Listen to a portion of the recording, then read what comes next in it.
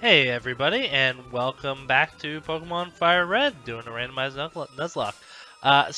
So last time we left, we just entered Silphco, and I think I will leave Christina up front and continue trying to get her some levels up.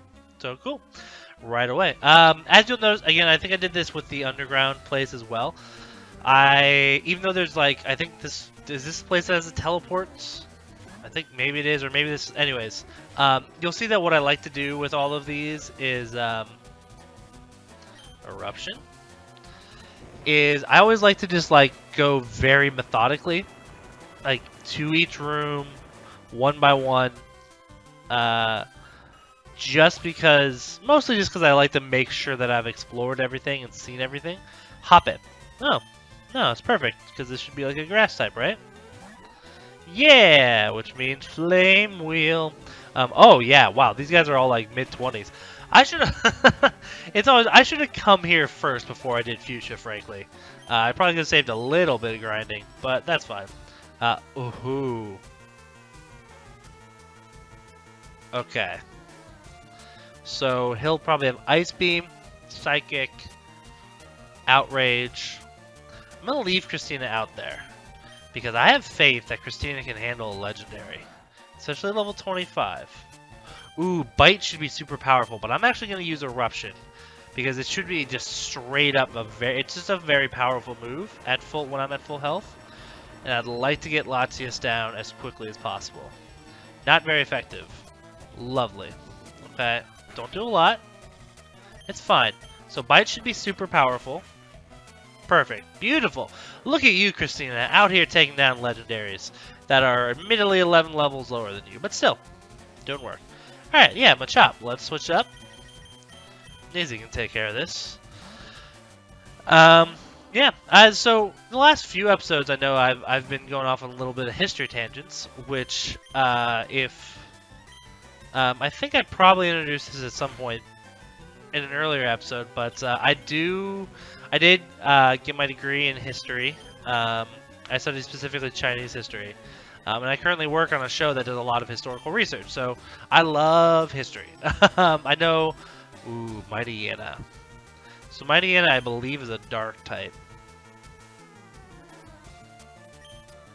Was that... I don't know what that means for me. I'm going to put Joe out there. I just don't quite know... I should look up what dark is weak to. I think Ghost may actually be good against Dark, but I'm not sure. So I just don't know if I want to take that chance. It's fine, though. Joe can take care of it. I have faith in you, Joe. But yeah, so I really love history, and I know a lot of other people do. I know a lot of people enjoy history. It's funny. I think generally there's a sense that, you know, history class in school is pretty boring and uninteresting. Which I think is mostly accurate. Sadly, a lot of teachers at the sort of might as well just get rid of these super potions since I've got like 60 lemonades. Since a lot of teachers at the sort of middle school and high school level are not. I mean, it's not that they're not good teachers. It's just that they don't like. They might like a lot of teachers in high school aren't teaching the subject that they want to teach. You know, sometimes you get somebody who's a legitimate, like they want to be there and want to be a history teacher, and sometimes you get somebody who's like, we didn't have enough history teachers, so the math teacher's got to do this here. Or sometimes it's like, well, we really are invested in the high school's football team, which is fine, but then we don't have enough money to pay other teachers, so the football coaches have to teach, and they're going to teach history. And so you get people who are just, you know, they're not that interested, and they're just gonna, oh, hey, legendary bird fire thing. Bloody hell. Alright, Kednop should be able to take care of this. So unfortunately, I think a lot of people just aren't introduced to history in a way that is engaging or interesting. And that was true for me as well. I know, up until my sophomore year of high school, I had zero interest in history, basically. Holy crap, that does a lot. And that's legitimate. Like I had very little interest in history. I had never really had a teacher, whether it be social studies or just history directly. who made it engaging or interesting for me, and so, you know. But then sophomore year of high school came around, and that was the first year at my high school, at least, that you could do an AP class, which I know not everybody has APs at their school, but they're basically just slightly higher level courses. I mean, they're supposed to be like college level courses is the idea, to prepare you for college. And some schools like mine offer a higher GPA for that. Like, you can get 5 instead of 4 points for an A. It's whatever. It was not great. Not great for Christina. So we'll switch up to Drew. But yeah, so that was 10th grade was the first year that they was the first year at my school they really offered an AP course. So I took it, which was AP European Civilization, and it was fantastic. I couldn't have asked for a better teacher. And Mrs. Lopez, she's fantastic, and she really got us to, not just me, but all of the kids in our class. Alright, Ninjask is a bug type, so Christina should be good. But like, really got all of us to, like, all the students to engage in a fantastic way, which is a tough thing. And I think it was done because she really loved history, and she respected, like, how important it is to our society, and how useful it is. And not just, it's funny, it's not just that, like, it's good to know history, you know, that classic cliche of, like, if you don't know history, you're doomed to repeat it, which is great. Nope, stay right on out here. And a good old-fashioned eruption should take care of it. But also, just because, like, learning how to engage with history and write about and understand history is a good just critical thinking thing that a lot of people, that's useful for a lot of people. And, I mean, frankly, it still could be beneficial for a lot of people still, even as adults. But yeah, so so that is sort of what made me fall in love with history. And so from that point on, like, I had a real joy, a real passion for it. Even going to college, I didn't know I wanted to study history. I was, what's the word? Undeclared. But that was fine. After a couple of years, I figured out what I want to do. Alright, so here's an example, by the way, of, like, I could take this thing. I'm not gonna, though. I'm just gonna keep walking upstairs. Is the music in here always like this? Because this is like a battle music, man. I seem to remember this place being a little slower and a little bit more like... I don't know, this music is frankly a little off-putting. Like, I just don't like being constantly, like, have this, like, heavy drum beat coming at me. Like, it's just like I'm constantly in a battle. Ooh, Gyarados. Not great for Christina. Okay. So we determined that Drew is not great against Gyarados. Kidnap's Thundershock would be okay, but I also think she'll get destroyed by a lot of things.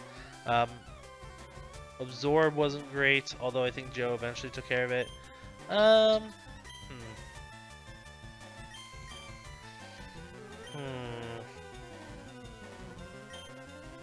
Let's get Zay some work.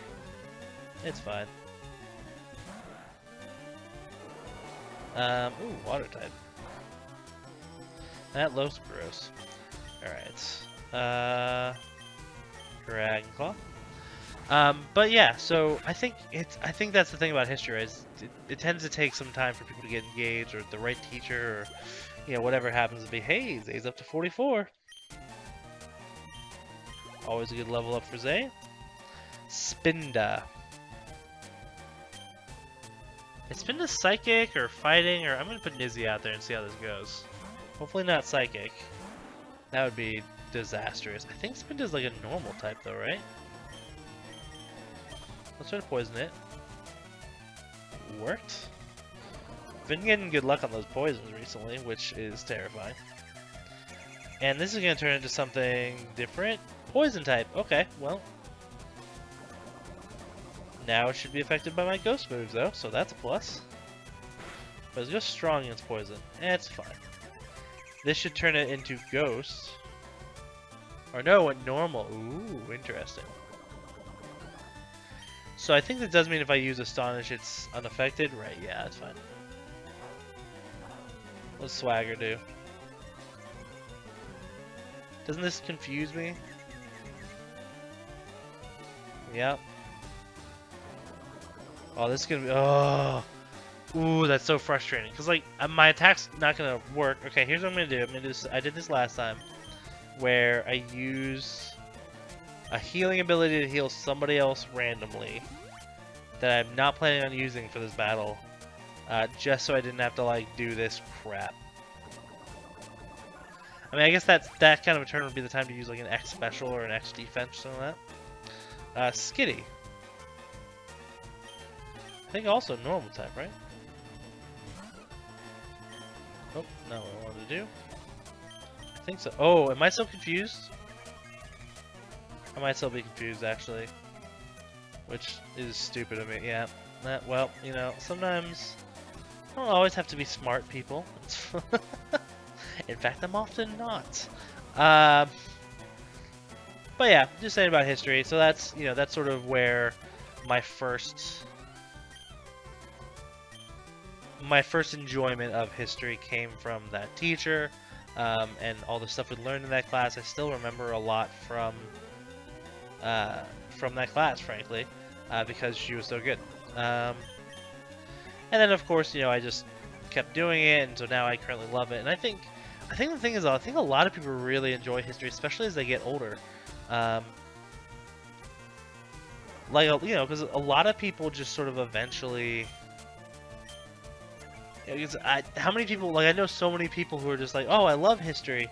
You know, I love studying history on my own, or maybe I did history as a minor in college, or, you know, and that's fantastic. And so it's, you know, I think history is something obviously valuable to teach us. Alright, you know what? I'm just going to change Pokemon. Like, it's not worth it the amount of time this is going to take. Because this is just frustrating. Alright, Joe, go finish him off. I also realized that Nizzy and Christina are basically at the same level as Joe's at. More or less. Which is cool. It means my team's getting evened out a little bit. Trying to absorb. So I can try to get some health back here. Wouldn't that be interesting if you could... I've always thought about this. Like, if they built in a mechanic where, like... So, like, Skitty's poisoned, right? Or Skitty has been poisoned. So, like, if I absorb Skitty's sort of life energy, then I, myself, become poisoned because I'm absorbing her poison a little bit. Wouldn't that be interesting? I mean, it'd be annoying, but it'd be interesting. Alright. I didn't have anyone... No, we're good.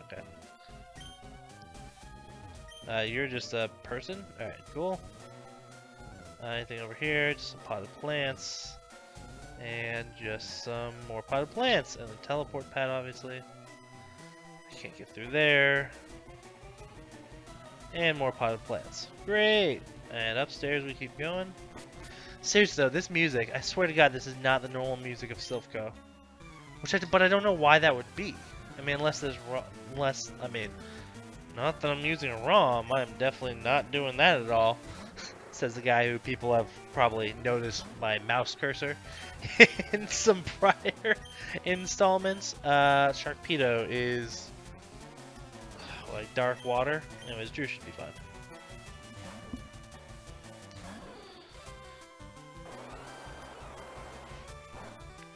Alright.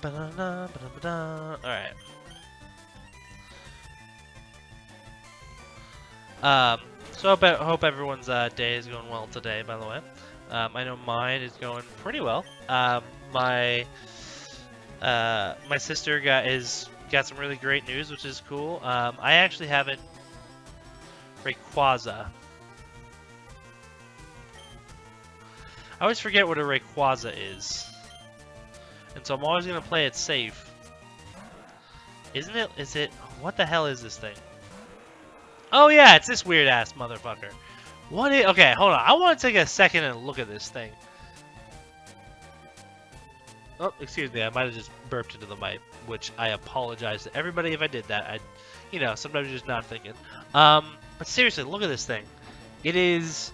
Alright, there was a while where I thought it had, like, 2 long arms that it was, like fisting together, sort of where that weird...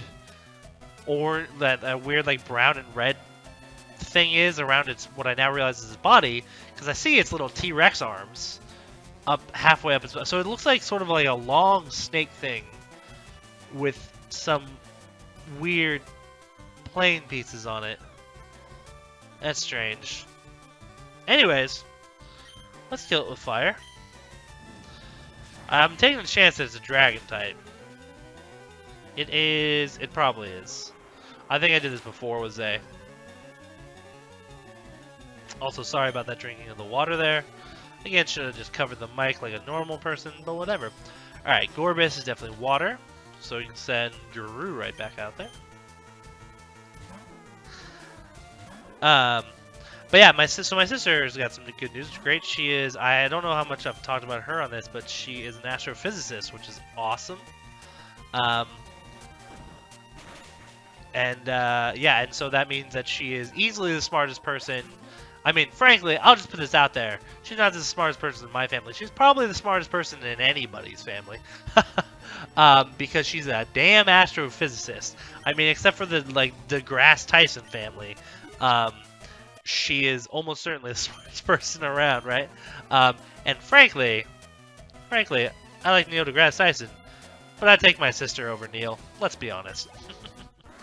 But no, which is fantastic. I obviously love having a sister who's into that stuff. It means that we can have conversations. Like, our dinner conversations are really cool because it's like she'll talk about the black hole at the center of the galaxy that she's studying, or she'll talk about like gravity waves and other random stuff. Ooh, TM12. Does it actually contain pound though? I think we've done this before. I don't think it does. TM12 is... oh, it is pound. Okay. So this might actually... they'll actually tell me what they are. Alright, well, pound is not good, but whatever. But yeah, so my sister has been... she's 9 years older than me. So she has been... and by the way, like, her path to becoming an astrophysicist was she went to Princeton for undergrad, and then she went to Yale for grad school, and then she went to because she was like, well, yeah, I got my PhD from Yale, and that's great and all, but where can I go that's better than Yale? Ooh, I know, Oxford. Frickin' A. So she went to Oxford for her postgrad, which is just incredible. And she got to eat at the dining hall that they filmed Harry Potter in for the dining hall scenes there. So that's awesome. If you're a Harry Potter fan, which why wouldn't you be? But so ooh, Polyrath. Okay. Water fighting. Drew, you should be good. But yeah, so that's really cool. So but anyway, so she's been working really hard for a while. She's had a couple postdocs at different places. Obviously, and I'll get into this in a second, but it's really difficult in basically any field nowadays in academia to try to find a faculty position, to try to find a university that will bring you on, give you tenure track, and will ultimately, pay for research and do all that. Sorry, slight hiccup there, like a literal hiccup, not like a hiccup in the game. But yeah, so she's been working hard towards that, and she got it. She got a faculty position at a university that she's really excited about, which is the University of Lancaster in England. So that's awesome. It's one of the top up and coming astro departments. She's really excited to be going there. Likes all the people who work there, so that's really cool. And she's very excited. So yeah, so that's awesome. So we were just we were chatting earlier today about the fact about her moving to Lancaster and all that stuff, and it's very cool. It's always a really cool thing when somebody in your family succeeds at a major level, and it's just a very exciting thing. And yeah, and as she would point out, if you're wondering my love of history came from a really good teacher in high school. If you're wondering where her desire to get into astro came from, Star Trek was a large piece of that. So, here's the funny thing. obviously I met a lot of her colleagues, a lot of people who are who are astrophysicists today, and a lot of them got into it because of Star Trek. It's actually, I won't lie, it's one of the coolest things that I've ever heard, because it's like Star Trek is at its heart, especially like my sister loved The Next Generation. Star Trek is this should be fun, right? Star Trek is a show that's meant to like be a utopia, basically, right? It's this wonderful future where we've moved past wars amongst humanity. We've sort of united. We have these incredible values of trying to learn from our colonialist past and move forward from that. And like, so, you know, that's what the Prime Directive is, right? It's not to interfere and to respect that other cultures, that like, you know, just because another culture, say, doesn't have the same technology that we do, doesn't mean that they are inferior or superior. They're just different, and that we need to respect that. You know, this idea of not putting ourselves where we don't belong, and the idea of exploration for exploration's sake and discovery for discovery's sake. It's a wonderful thing, and the idea that that show isn't just a like thing that a lot of nerds, you know, a lot of nerds love. It's like a thing that inspired people to become astrophysicists. Like they saw that show and they said, I want to be Jean-Luc Picard. I want to be Dr. Beverly Crusher. I want to be Geordi LaForge. I want to be out in space and like exploring and learning, and that's so cool to me. You know what I mean? The idea that a TV show could inspire that, and like these people that are now astrophysicists who were inspired by that show are currently doing incredible things. Sorry, I'm gushing a little bit, but it's really cool, right? Like, I don't know, it's just a super cool thing to think about. And I mean, that's one of the things, that's one of my hopes from, say, working on a TV show, is that you can inspire somebody like that. You know, hopefully the show I work on can inspire people to look into history a little more closely and a little more carefully. Yeah, I don't know. It's just a cool idea.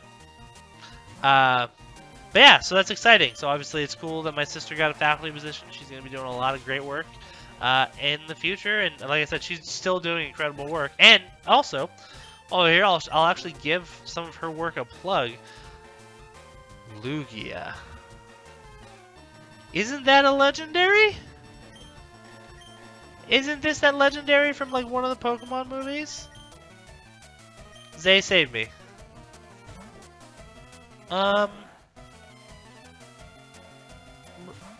Hey, it is! What the hell? I think I have literally seen every legendary that these games have to offer at this point. Literally. I like Lugia's sprite though. That does look pretty cool. They got him way higher level.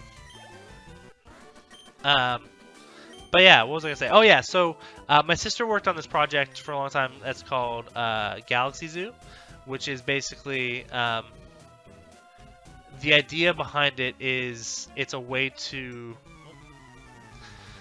So Galaxy Zoo was created as this thing of basically when you point a telescope at the sky, and one of the things to understand is that like, all right, so I think pseudo-wooders are like ground type, right? Let's send Drew out there.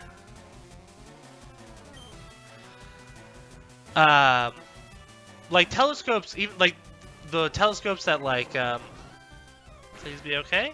It's fine. The telescopes that like you or I are used to, the ones that like you might have had one growing up, maybe, or you might have seen one. The ones where you just you look through basically a magnifying glass.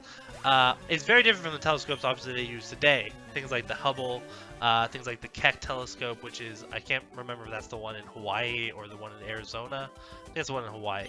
But anyways, those telescopes, what they do is they literally take photos of the sky. So when So when a, let's see, then when he heals, true. So when an astronomer goes to observe at a telescope, it's not like they're looking through like a lens necessarily. They are, I mean, there is that capability at places like that, right? By the way, I wanted to go through here just because like you can, anyway, it's fun.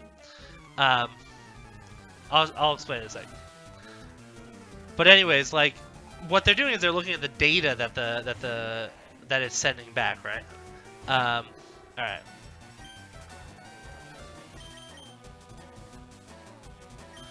Let's do eruption. See how this does.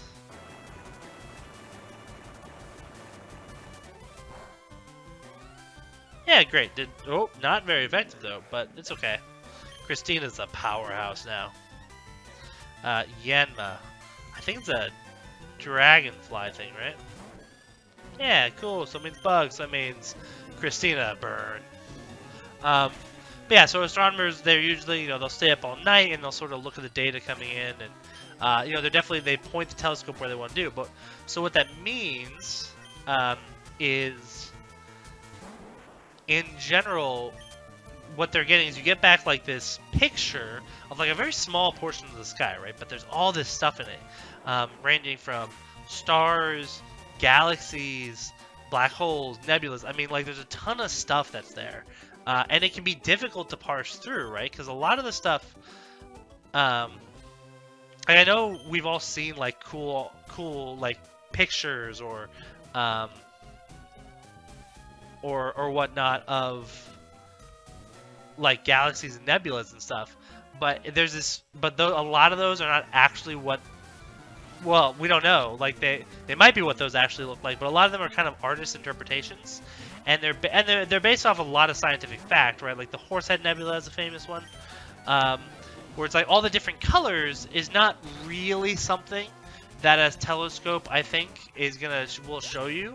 But what you can do is you can read the wavelengths of light that are coming from it and be able to say that wavelength corresponds to violet or whatever. Layer on. Okay, so this is another steel ground. This is that steel ground dude. So again, I don't want to take the risk with the whole ground because I think Christina is weak to ground. So yeah, we'll just do Zay. We won't mess around with it. Although actually Nilfi should be pretty good against these guys now that I think about it. Yeah. Oh well, it's fine. Dragonclaw should take care of business. Also not very effective. Must be just that steel type. Predicate. Yeah, let's get.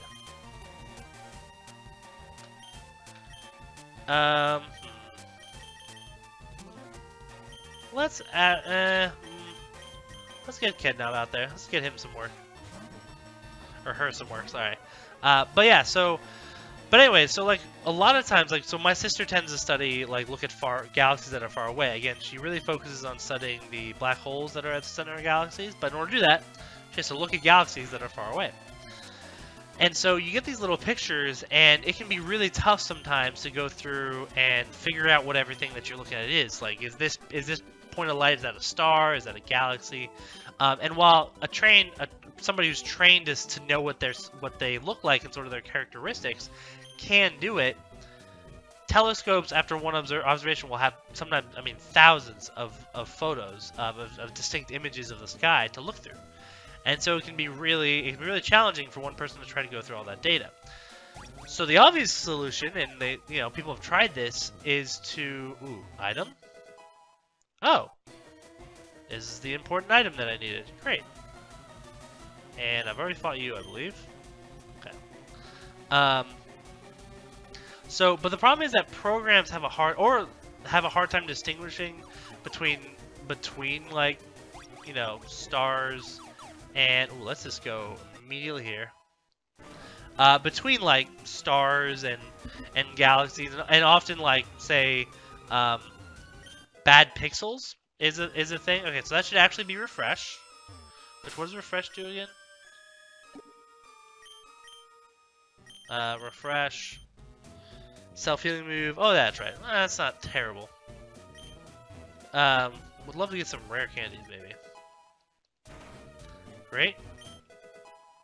Oh, I gotta say. Alright, this is an actual scientist, not some Team Rocket dude. Anything I can visit down here? Oh, yes. Are you a person? Yes, that is me. I don't know why I needed to open that door. Like, why put that there? Just to make you use it? Alright, well, actually, before we go down, I'm gonna go all the way down to the second floor. I'm gonna go use the card key on doors that I couldn't open before. Just like I said, I like to be thorough. I like to go through every place first. But yeah, so basically, so you get all these images, and a computer program has a hard time as well distinguishing between the things. But it is not actually that difficult to teach people how to identify those things. Like, it's pretty straightforward. You can pretty quickly teach somebody, like, and when I say quickly, I mean like half an hour, how to like look at these type of photos and how to cast form. This is that weird ass thing, isn't it? I don't know what it is exactly, so I'm just gonna send out Zay. This is that weird ass like four-eyed owl thing, right? Oh, what? No, it is not. It is a cute balloon ghost. Which, alright. But yeah, it's pretty easy. It's pretty straightforward to teach somebody how to look at those photos. And so, Galaxy Zoo basically, that's what it does. If you go there right now, you can sign up. You just Google Galaxy Zoo. Ooh, Vaporeon. Drew should be able to take care of this. If you go to Galaxy Zoo right now, you should be able to find. You should be able to. You sign up. It's free, and they'll teach you how to do it. So they'll go through some images. They'll show you what you're looking for. What's a bad pixel? What's a galaxy? What's a star? And then you can just go start looking through actual photos from satellites that, like, legitimately maybe nobody else has ever seen before, which is a cool thing. Like, you'll be looking at photos from the, yes, I will. Like, you'll legitimately be looking at photos from, like, the Hubble telescope and other cool things. And that's awesome. So, and then basically what happens is, you know, this is a common crowdsourcing thing that a lot of things do nowadays, but, you know, once enough, like, if enough people look at a photo and they mostly agree that it's a galaxy, then it's a galaxy, and it's classified as such. And the scientist obviously often goes through just to verify, but, or a number of scientists will. But it's an awesome thing. It's just a great way to bring in, because a lot of people like astronomy and are sort of amateur astronomers, and love this kind of stuff. So if you're interested in something like that, if you like astronomy, if you like looking at the stars, checking out galaxies, things like that, then go check out Galaxy Zoo.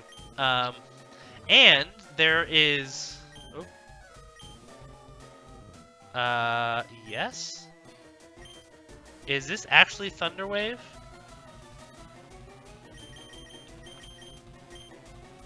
No, it's Acid. Ooh, actually, Acid is a good move. I think I might learn Acid, actually. I mean, it's not great, but it's better than Astonish, and it's not like... Yeah, actually, I might learn this. It's something that I can use against, like, normal types. And yeah, you know what? I will learn this. Teach it to Nizzy. Great. Thunderwave actually would have been also tempting, frankly. Great, cool. Yeah, it does. It's not what you taught me, though. You taught me. Oh, okay. All right, lady. Whatever. All right. So that's this floor. Check. All right. But yeah. So if you're interested in Galaxy Zoo, there's also another place called Citizen Science, that does not just astronomy, but basically anything. So if you're interested in, maybe you really like bugs, you can find, I think that's is it entomology, or is that might be the study of words? But anyways, you can find people who like help me identify bugs. You can find people that are like there's a project to help map out like places that aren't that well mapped out, and so they have people in places like the West Bank and Gaza Strip. I remember what Carvana is. You should be fun. And basically they just say like, hey, like take like a really simple camera, attach it to a balloon, and just like send it floating, and then like bring it back down. And